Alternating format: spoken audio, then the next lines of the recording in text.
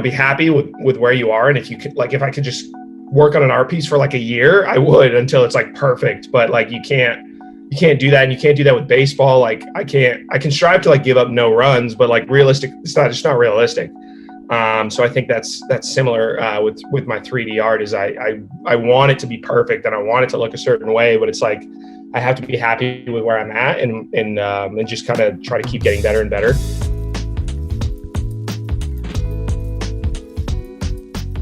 Alejandro, how we doing, man? How you doing, Matt, brother? So good to be back. Who do we have on today? We have got Tommy Wilson. He is a pitcher for the New York Mets organization, currently in the minor leagues. He's also been an active crypto artist, one of the first athletes on SuperRare, and honestly, one of the first athletes to really be active in the space and ingrained in the community. And he's been doing a lot to help drive mainstream adoption awareness of NFTs in sports. What are you excited about for this conversation? Man, there's so many different things. I got to meet him in Miami BTC, but I'd love to continue the conversation around how he manages his time between his passion for baseball and his passion for art and his NFTs. And when does he get some sleep? Because, as an athlete, it's already demanding as it is. Absolutely. Well, before we jump into it, just want to remind you all to head to nftnow.com, sign up for our newsletter where we distill industry happenings into actionable insights, and also be sure to join our Discord community. You can find the link there as well. Without any further ado, Tommy Wilson. Tommy, so good to have you on the NFT Now podcast. How's it going, man? Great, man. I'm stoked to be here. I've been a longtime follower of NFT Now, so it's like super cool to be here. I'm super stoked. That's awesome, man. And we've been following your career as well. I think you're coming at NFTs from a really interesting angle. Making it to the minor leagues, baseball pitcher. That takes a ton of work. How did you sort of do that, and then also make the journey into digital art and the NFT space? Yeah, man, it's been wild. I think it was weird timing, almost like a blessing in disguise when COVID hit and our season kind of got shut down. And that's kind of when I got my start in NFTs, and I had like loads of time. Like I would do my workouts and stuff in the morning. And then after that, I would come home and start making art and connect with people on Twitter. And I discovered this like crazy, awesome community. So it was an easy kind of like, I was eased into it like during COVID with all the time I had. And now that I'm like in season, I'm like just barely trying to keep up. I'm at the field like 10, 12 hours a day, and just trying to like hop in Twitter spaces when I can at the field and like keeping up with everything. But I mean, I'm super blessed to be able to do, baseball and art, and be able to connect with all of you guys and everybody in the space. It's been awesome. So I'm just, I'm crazy busy, but I'm super lucky to be here. That's such a wonderful journey, going from like in that capacity of coming in and into the NFT space with that downtime. What was the reaction from your teammates like? I mean, I think, let's see, I saw them for the first time in April since I started NFTs. And I can honestly say only a few of them like can really wrap their head around what an NFT is. I do my best. I mean, I had that team collaboration. I'm trying to sort of ease them into it as well. But I know it's kind of a difficult thing to grasp, digital like ownership. It's such a new thing. And I feel like it's something that you have to want to learn about. And a lot of the guys are kind of like, oh, it's just, it's just a JPEG, it's just a picture or whatever. But they're super open to it. They love hearing me talk about it. I mean, I talk about it like every day. Like I have to I like all of this, like, this talk about apes or punks or whatever. And I'm like talking to everybody about it. And really they have like no idea what I'm talking about. But I got to like talk to somebody about it. So I'm trying to ease them into it a little bit. That's really awesome, man. I can only imagine how like weird they must have been. Like apes, punks, what? So walk me through, like, how did you convince them to take this seriously? Because you touch base on, and we'll touch base on like that project that you guys did collaboratively. Sure. But pre that project, how did you convince them to take this seriously? I mean, it was difficult, honestly. I think a lot of the guys started following me on Twitter. Honestly, a lot of us weren't very active on Twitter. I was very active on Twitter before crypto art. But I think one of the ones where they started taking it seriously was when I did the collaboration with Carlos Marcial. I did the like the physical bat plus NFT. And I remember that was during spring training. And I sold that like in the evening. It sold for like 10 ETH, which was like huge. I was super stoked. Me and Carlos were pumped, and that was an incredible opportunity. And then all the guys the next day were like, dude, you sold a bat for like $23,000. And I was like, yeah, man. And then I kind of like started talking about NFTs and digital plus physical, like stuff like that. And then they saw other athletes getting into it. So I feel like that was a big moment for me when like a lot of the guys kind of like opened their eyes a little bit, and they're like, whoa, this is like a cool opportunity. And they all saw the bat. Obviously I had the bat like in my locker. So I got to show everybody the bat. It was super cool. They all loved it. So yeah, that was a cool moment, and kind of a good way to get them into it. I love that, man. I love hearing about these light bulb moments when people start to realize like this is for real, you know, like this can make a true impact. And like, you know, you've really been leading the charge over there on, you know, on that side of the field. You know, you were drafted by the Mets organization, and I know that you recently worked with Pete Alonso to do an NFT that actually would benefit minor leaguers. And I love that concept. And I just love to hear a bit about how that came together, and, you know, the inspiration for that, and then also like what the reaction was like from Major League Baseball as well. For sure, yeah. So I was contacted by Pete Alonso's agent. I think he shot me an email. Kind of was like, hey man, I got an idea. Like, I'm Pete Alonso's agent. I got this idea for an NFT. So then I got to chat with Pete's agent and Pete, and they wanted to like launch his own NFT. And at the time, I think I was like recently working with Block Party. I did a drop with Block Party, and that seemed like the right place to do the drop. So I got them in contact with Block Party because they accept credit card, all sorts of stuff. But yeah, it was a super cool opportunity. It was Pete's idea to donate to minor leaguers, which seemed super fitting because obviously I'm a minor leaguer myself, and I know all of my friends are minor leaguers, and I know the grind, I know the struggle. So that was a super cool thing to be able to give back to them with some of the proceeds. And then we also donate to Homers for Heroes, which is Pete's charity, which helps out like military veterans and whatnot. So overall, it was a crazy cool opportunity to be able to connect with Pete. I had only met Pete once before at spring training, so I got to connect with him a little more. We got to step out of my comfort zone a little bit on the art. I kind of molded my like 2D and 3D styles, which was super fun. And Block Party was awesome. It was an awesome place to do it. So overall, that was super fun. It went really well.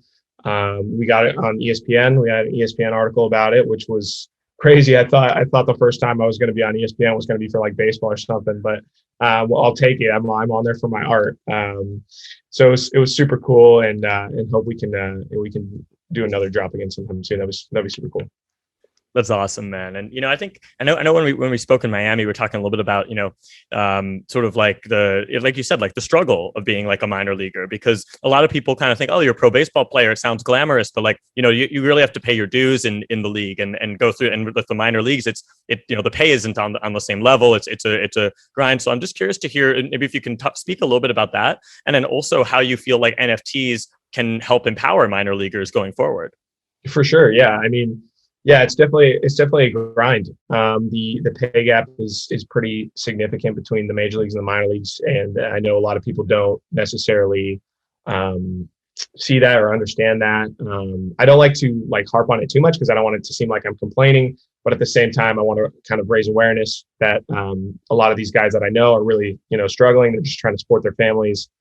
So yeah, so it's a grind, for sure. So I'm kind of trying to raise awareness for that through NFTs, and also be able to support them through NFTs, teach them about NFTs, because I see a lot of opportunity there, especially for these guys who could start making their own NFTs. And I kind of see it like the college scene now. The college scene now, athletes can get sponsored and whatnot.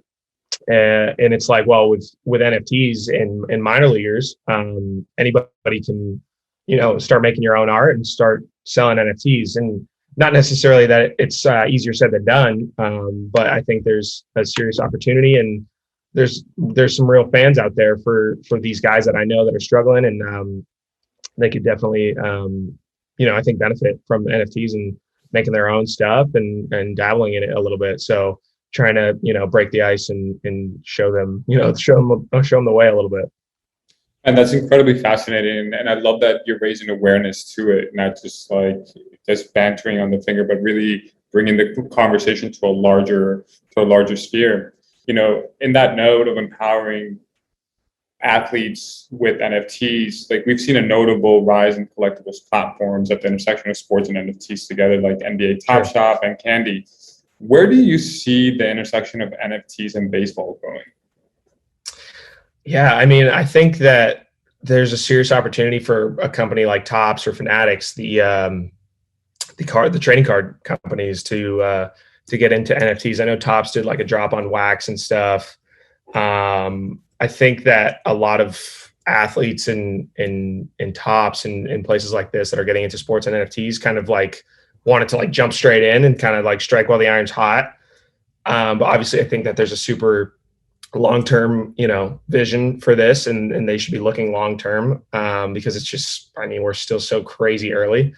So yeah, there's an incredible opportunity to work with these athletes. And I think that there's a bigger opportunity to get like the athletes directly involved. So from what I've seen from myself and guys like Matt Caesar and Micah Johnson, and from what I've seen from collectors, is that there's like a super personal like relationship between my art, Matt's art, Micah's art, rather than an athlete. Not that this, I'm not knocking this, but like an athlete that collabs with an artist, I think that there's less of a personal connection, whether like an athlete's art is like really good or not great at all in, the eyes of a collector. I think that there's like a personal level of connection. Like if Steph Curry were to like make an NFT, but like he drew it, like even if it's not the best drawing, like Gary Vee, for example, I feel like is a good example. He does like all his own stuff, and I think that's really cool. So yeah, I think that there's a big time opportunity there for athletes. So it'll be interesting to see where it goes. I don't know, it'll be cool though. That's really awesome, man. And I want to follow up here because I'm a huge follower of your Twitter account. I really love everything that you post, and you're always consistently giving back to the community. And I was lurking one day, and you put me on to this project from the MLB team, the NFT project from 2018. I don't know if you remember this one I'm talking about. You picked up a gold trout. Yeah. In terms of like the NFT projects of the MLB, what is that one? What significance does that project hold, not just from being an OG project, but from an MLB perspective, because MLB signed off on it? For sure. So can we talk a little bit about this project? For sure, yeah. So it's MLB Champions, and it was a set of NFTs, as you know, from 2018, which is like super early for NFTs. So I think that's pretty crazy and pretty cool that MLB was able to jump on NFTs that quickly. And that project didn't necessarily skyrocket or kind of even really get off the ground. I know they still have like a website and stuff, but there's supposed to be a game and whatnot. And I know they could still probably follow through on it because I think it's catching a little bit of traction just for being an OG NFT. And I think that it just, in my opinion, holds value in my eyes just for, it's an OG project, and it has all the IP from the MLB and the players and whatnot. So I think it's a pretty significant project for MLB jumping on the board that early. So it'll be interesting to see if they do something with it. I'm not sure. I know they're still pretty active on their Twitter. So I'll definitely be keeping up with it. So we'll see where they go with it, if they continue with this game that they said they were going to make and whatnot. But for me, it was a no-brainer to pick up a gold Mike Trout that, could be like a Grail NFT in like 10 years. It felt like a no-brainer. So I had to pick one up. So we'll see where it goes. Who knows? I love that. Love that. It's been really interesting. It's like, more and more people are coming into the space. People are taking a look back at like, the history of it, even though it's in relatively short relatively short when we think about it. It's like, extending back over only the past decade. There's so much that's happened in that time. And there's so many, things being rediscovered. It's really interesting. For sure. One thing I think is really interesting too is, my entry point to the NFT space came through Blau, who I think has been like a real pioneer in the intersection of music and NFTs. Sure. And after he kind of like opened eyes to the music industry, a lot of people tried to follow in his footsteps, but found it difficult. Even like the bigger names didn't do necessarily the same level of sales that he did. And I think one of the key factors was the community that he had like really built, and that he had been in there since the beginning and had built all those relationships with the collectors and artists in the space. And I know you've done a lot of community building yourself and have really built a lot of relationships with crypto native artists and collectors and the like. And so I'd love to hear your thoughts on the importance of that. And then also, if for some of these athletes who are like thinking about maybe entering NFTs, and maybe guys who aren't necessarily like household name superstars as well, like what advice you would give them about doing it the right way? For sure. Yeah. I mean, community is everything, I think, with NFTs. And I kind of just fell into it. Like when I first got into NFTs, I was kind of just following people, wanting to learn about NFTs, more about their story, more about, what they're dropping and stuff like that. And I just kind of started connecting with more and more people as it went on. And yeah, I mean, it's I would say number one most important factor for me, at least. Like when I didn't know this until like recently, until like people started DMing me, I started DMing them, and just connecting with artists, collectors, musicians, athletes, anything, just kind of supporting each other. And that's kind of what this NFT community is all about. And everybody's kind of just bringing each other up, and communities definitely everything. And I think that we saw when the first few athletes got into the space, like Gronkowski and Mahomes, and they did their drops, and they kind of like did their drops and bounced. And I'm not saying that they're not going to come back, but I think that there was a significant you could see the results in like secondary market sales and stuff, like rather than if Gronkowski and Mahomes were actually like connecting with the community. Like I see like Steph Curry jumping in the Bored Ape Yacht Club Discord and stuff like that. And I think people will just love connecting with the artists, and artists love connecting with the collectors. So I would definitely say that's number one with NFTs, is just kind of building your own community. And I sort of kind of ran into that, stumbled upon that just from wanting to connect to people and wanting to learn. So now it's just kind of got the ball rolling, and now I just connect with anybody and everybody in the space that I can. And because I think you can learn from everybody in this space. So as far as any athletes jumping into the space, I would say that kind of getting involved with the community first is really huge and can do a lot, I feel like. That definitely makes sense. And, I'm curious to hear your thoughts too, like as you entered the baseball space and, like the professional sports world, like obviously there's a community there too. That's its own community in its own sense. And, I'm curious to hear your thoughts about how these kind of communities differ and sort of like, how your approach maybe differed between them, and what it was like sort of moving from this, like the professional sports world to like open up this whole new world into in the art side, and how you see them sort of like commingling. For sure. Yeah. It's definitely interesting. I feel like the baseball community and Mets fans and whatnot, I'll interact with in real life. I feel like I've barely really interacted online with Mets fans. But it's funny that you mentioned for the first time the other day before the game, I was like signing some autographs. I don't remember where we are. Portland. We were maybe in Portland, Maine, I think. And I signing autographs. And it was the first time in real life. One of the fans was like, "Dude, like, love your NFTs, man." And I was like, "Whoa, like no way." And I like freaked out, and I like was chatting with him for like a few minutes about it. And that was super cool. And it was the first time where I was like, whoa, the baseball and NFT world are like kind of getting combined a little bit. So that was super cool. I think they're very, very different communities and a very different crowd for the time being. But more and more, I'm starting to see sort of baseball fans getting into it, wanted to learn a little bit, maybe wanted to buy their first NFT. I'm getting DMs from people trying to figure out how to buy their first NFT and whatnot. So they're very, very different. I would say baseball community is more at the stadium, fans, real life, not really on Twitter too much. And the NFT community's obviously all over, Twitter, Instagram, whatever. But they're starting to mold a little bit. So that's cool. And that was fun to see and fun to chat with that guy about NFTs for a little bit at the stadium.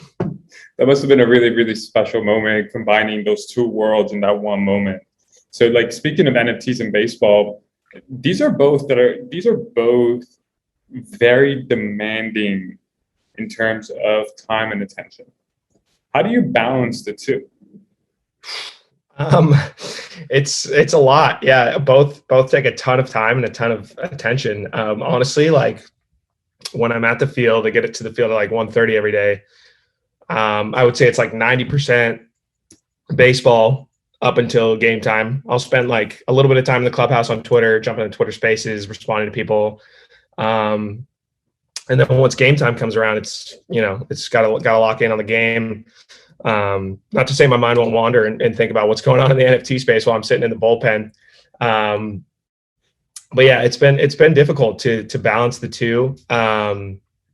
For sure. I'm trying to figure out how not to miss, minting, the next project or whatever while I'm at the field.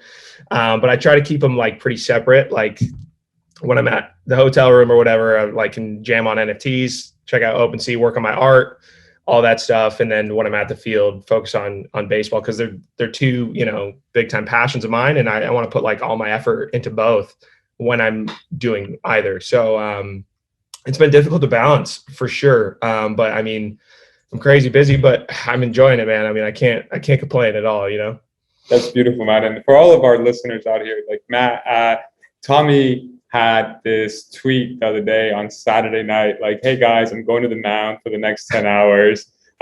Please don't do anything. And literally mutants from Bored Ape Yacht Club decided to drop that night, and the whole Twitter space goes wild. And then like Tommy came back in. Talk to us about like that balance, because you're like, yo, what was it like to come in, like plugging back into the metaverse and seeing one of the biggest drops of the year happen and like going wild? That was funny, man. I obviously didn't intend on that being the same day. But that ended up being like my biggest tweet ever. It was like 2,000 likes or something. And I was like, what the heck? Like, I'm just like kind of messing around. Like, hey, I'm going to be at the field for the next 10 hours. Make sure nothing happens. And then, the mutants drop. And it was like one of the biggest, drops of the year. And that was wild. It was my biggest tweet of the year. But yeah, I mean, it just goes to show you, I don't know what the heck I'm missing out on. But it's all good. The off season's kind of right around the corner. So I won't be missing out on much then, but that was funny. That was really funny. And in terms of like this balance, how critical does your wife Vanessa play a role in your life with this NFT and baseball? Yeah, I mean, a massive role. She keeps me grounded and focused on what's important. And honestly, her and my family are the reason, when we bring it down to earth, that's kind of the reason I'm doing baseball and why I'm doing NFTs is to support my family. So yes, she keeps me super grounded and kind of keeps my head on my shoulders and making sure I'm, staying the course and staying focused on baseball and whatnot. So she's everything to me, and she definitely keeps me going in the right direction, keeping me focused for sure, and making sure I'm going to bed at like a decent hour. Totally. Yeah. Man, I mean, it must be interesting. I mean, you were like actively releasing art on SuperRare, like even before like the real boom that took place earlier this year. Just curious to hear a bit about like your rationale behind like choosing SuperRare for like your first pieces and why you think that platform is really important. And then also, obviously the rare airdrop, this past month, like what was that like for you? Yeah, dude. SuperRare has been awesome. I got to connect with Zach from SuperRare early on in my NFT journey, and he was awesome, kind of getting me into the space, teaching me how to get a MetaMask wallet and all this stuff. So I had I feel like a personal connection with SuperRare, and I saw what they were doing early on, and I really loved it, and I really love the fact that it's all one of one. I think that's really cool. So yeah, I feel like I had like a personal connection with the people there. And I had success there pretty early. So I didn't feel like I needed to branch out too much per se.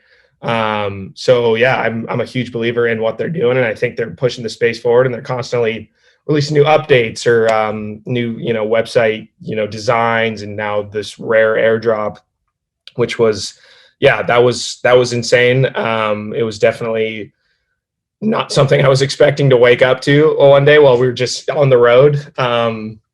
And I had to tell my roommate, man, I was like, dude, what just happened? Like, obviously I've been on SuperRare, for a bit of time now. So it was a pretty hefty sum of money for like a minor leaguer like myself, like honestly, very life-changing. So that was absolutely insane. And I'm forever grateful to SuperRare. And yeah, I'm gonna, stick with SuperRare. I'll be dropping pieces there, still, still. I'll be keeping going there. And yeah, I love the people there. I love everything about SuperRare. So I'm a believer. Yeah, for sure. I love to hear that NFTs changing lives. You know what I mean? And it's so powerfully. And like, even at the level of baseball, right? It's sports. Like, we don't see that so often. So hearing it from you makes it so real, and that capacity and that point. Does it ever cross your mind to retire from baseball and just go full time into NFTs? Man, I mean, I'll say it crosses my mind for like a half second. But I mean, ever since I was 5 or 6 years old, it was my dream to make it to the major leagues. So I don't think I could ever just stop on a dime and stop baseball. As tempting as it is, seeing the opportunity in NFTs, I also think that part of the reason I've had, my success with my art is my story with baseball and art. So yeah, I don't think I could ever stop on a dime, but it's definitely tempting. But yeah, I'm gonna keep doing the baseball, and I'm gonna keep doing the art. So we'll see where it goes. Let's talk a little bit about the art. Like, I know that when we were all hanging earlier, like back in Miami, Parrot actually like complimented you, saying that like your renders are getting really good, and like, so tell us a little bit about what your setup is, like what you're learning on, how you're teaching yourself, like, because I think it's super impressive that you taught yourself how to do all this. There is a real learning curve to doing this kind of art. Yeah, for sure. It was a big learning curve, especially for 3D art. And I got started with 3D art because of guys like Parrot and some crazy cool 3D artists out there. All these like Carlos, people I connected with early on, Gavin Shapiro, some really insanely good 3D artists and I was looking at their piece and I was like, wow, like this stuff is insane. I didn't even really know that 3D art was like a thing because I was doing everything on my iPad. So I downloaded Blender on my PC and kind of just like dove right into it. I was watching YouTube tutorials, kind of just teaching myself, honestly, for the past, like, I want to say 10 or 11 months now, almost at a year. So yeah, I've been teaching myself for the past year, and it's been a journey. And it's been kind of fun to like mint my journey, essentially, like minting my steps along the road. And I feel like I'm kind of getting better and better. So it's been fun. And I'm striving to, continue to level up my 3D art game. So it's been fun. It's been cool to essentially mint my journey on the blockchain, which is cool. And I've been, very appreciative of the support that I've received, along the way. So that's been really cool. That makes total sense. Are there any sort of like lessons that you learned from baseball that you were able to apply to like the art process in terms of learning and continuing to level up? Yeah, I think the biggest thing that I can take from baseball into art was that you can't strive for perfection. You gotta be happy with where you are. And if you could, if I could just work on an art piece for like a year, I would, until it's like perfect. But like you can't do that, and you can't do that with baseball. Like I can strive to like give up no runs, but like realistic, it's not realistic. So I think that's similar with my 3D art. Is I want it to be perfect and I want it to look a certain way, but it's like I have to be happy with where I'm at and just kind of try to keep getting better and better. And so yeah, I think that those two coincide in that fashion for sure. Is you're never going to be perfect, so just kind of work with what you got. In terms of iterations and evolutions, is there any awesome or particular project that you're working on? Do we have any upcoming drops that our viewers can look forward to? I'm trying to think. I'm not really working on any specific drops at the moment. I'm kind of just working on some one-of-one pieces for SuperRare. Nothing too big on the horizon. I'm kind of focusing on finishing this year strong, the baseball season. And then come the beginning of October, I'll be able to really kind of like hunker down once the off season is here and kind of work on some drops and hopefully some cool collabs and stuff. But yeah, just at the moment, just working on up in my 3D art game and dropping a couple one-on-ones on SuperRare probably within the next month. So that's about it for now. Well, awesome, man. We look forward to seeing those one-of-ones. We look forward to seeing the progression. We look forward to cheering you on the mound as well. So grateful to have you in the space and an advocate of NFTs, this early in a space that, otherwise it probably, we're definitely contributing to advancing mainstream awareness. So I think it's an important role to play, and just grateful to have you on the podcast.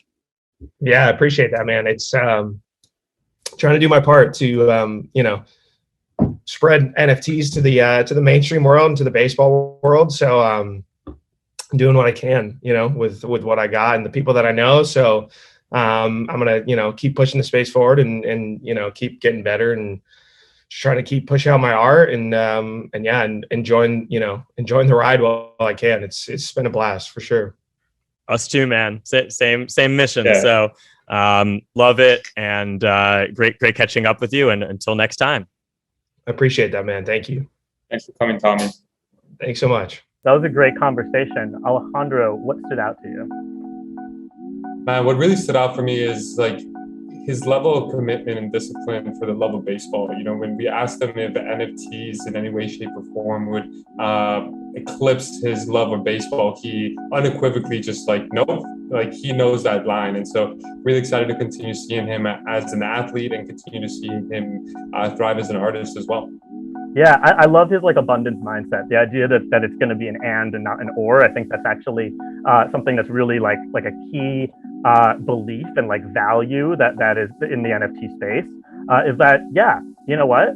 I can learn to do 3D. I can sell NFTs, and I can still do all this without having to abandon my childhood dream of being a pro baseball player. And he's doing it. And I think it's a great thing because this space thrives on the diverse perspectives that people from different disciplines bring to it. So kudos to Tommy, and I know that even long after his baseball years are finished, he'll still be active here in the NFT space. So great stuff.